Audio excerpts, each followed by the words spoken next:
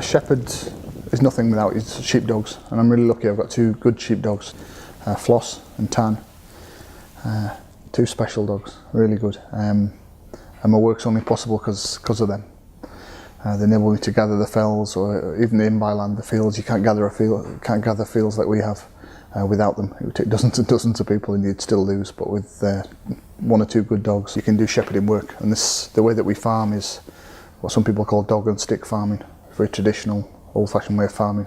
The rest of the world has sort of changed around us, and because the fells are so, historically we're quite isolated and quite poor, and because there are no other options if you want to farm here than to farm sheep with a dog and a stick, a really old-fashioned kind of farming survived, and I wanted to write a book and tell everybody about it and why I love it and why it's beautiful and special and historically significant, and to try and share that with other people so that other people can see it better than they have done before.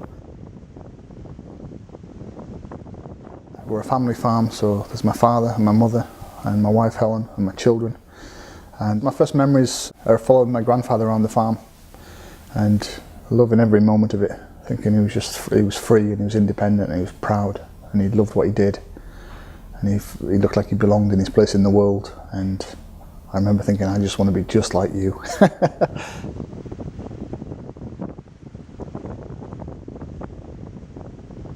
My sheep that I take back to the fells have been looked after by many, many different shepherds over hundreds, maybe even thousands of years.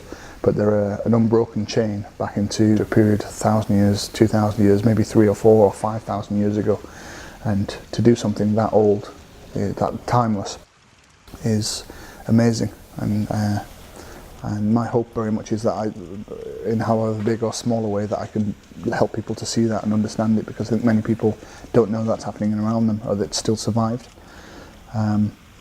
And my book is an attempt to share that world and explain it, and to explain why we the people are hefted as much as the sheep are hefted, that there's a really deep sense of rootedness and belonging, and it makes for a certain kind of people that are shaped by the landscape and they shape it in turn, and that we're proud of what we are, proud of where we came from, proud of what we are now, and proud of what we're trying to do, which is to try and keep it going in the future.